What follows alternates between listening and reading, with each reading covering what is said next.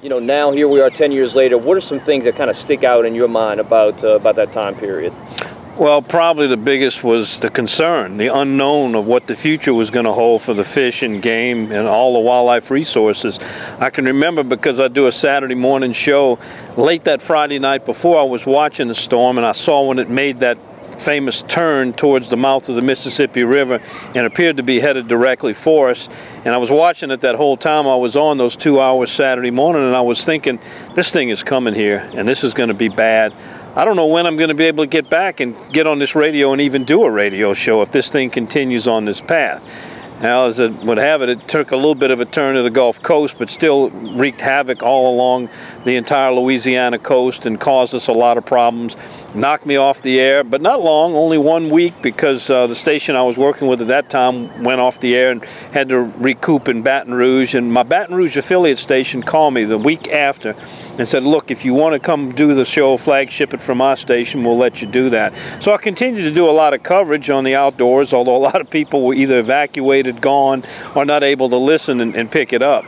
But after looking, and the more and more the pictures started coming in and the reports, and Venice was hit so bad, and I heard it described as it looked like a giant just walked down Highway 23 and was picking up camps and stomping them and just crushing things and topping the levee with water.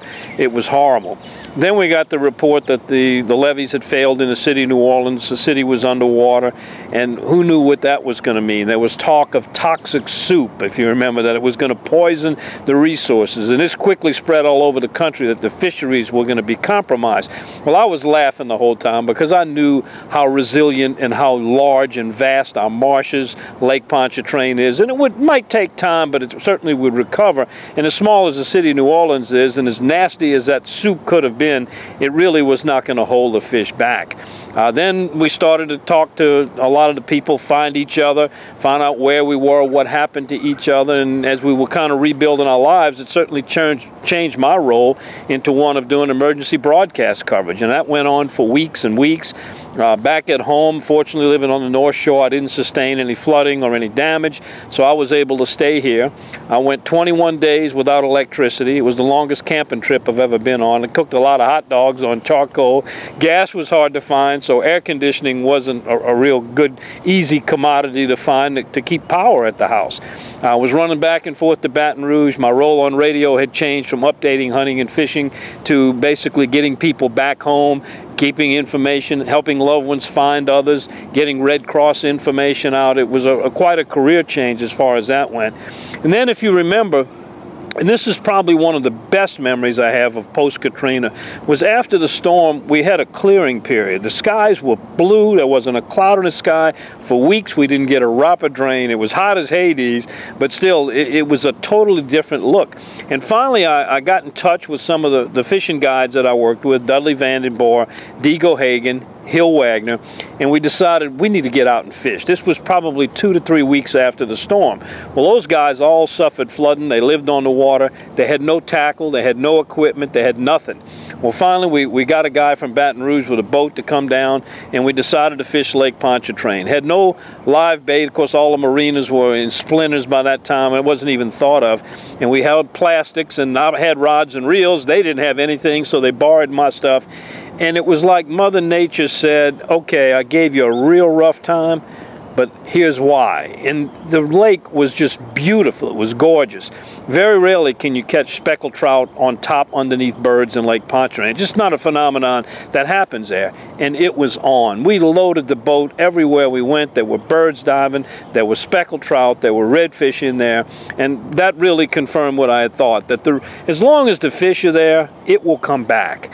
And it has. It's really grown. You go along the coast now, and there's some traces of Katrina if you look real hard and you were there and you knew it. But for the most part, the area's recovered.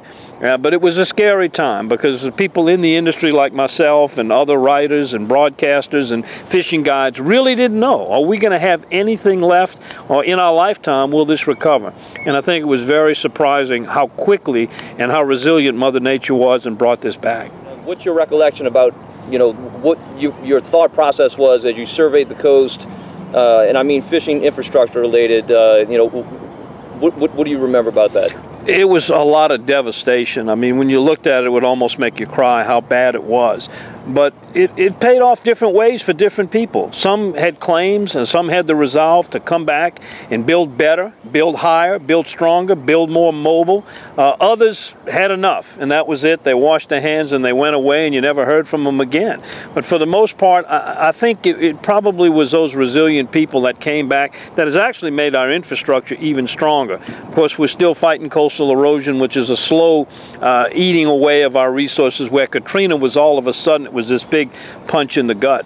But the other thing I remember too was a lot of the areas where those people lived, it was almost like a purging or cleaning. It's much cleaner now. You don't see the trash. Where that stuff is, we don't know. It could be in Mexico, it could be in North Dakota, but it certainly seemed like it did that. And when people went back, it's a much cleaner, healthy environment now than what it was pre-Katrina.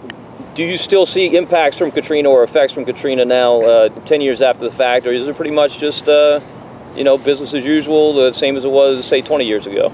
I think it is, as far as the Katrina damage and the reconstruction, and we've got higher levees now. We've changed the hydrology. That's certainly some impacts from Katrina. We've got the wall now. We've got a dam across the Mystico. We've got a lot of coastal restoration projects. We've got diversions going on. A lot of that was spawned by Katrina. We needed hurricane restoration, coastal restoration, in addition to hurricane protection. So I do think it's altered the environment some. As far as detrimental from what the storm did, my God, you just got to say, way to go, Mother Nature. You just can't keep a good girl down. I mean, she's bounced back strong, and we've had a lot of good seasons. We've had ups and downs, but that's normal in the game of fishing. I think that people have to realize if you're going to live down in South Louisiana and you're going to work and you're going to play down here, this is one of the things that comes along as part of the game. I do think that people have gotten smarter. They've fixed their places up to where it's much more mobile. They can get out. They're either higher or mobile now, where before they were kind of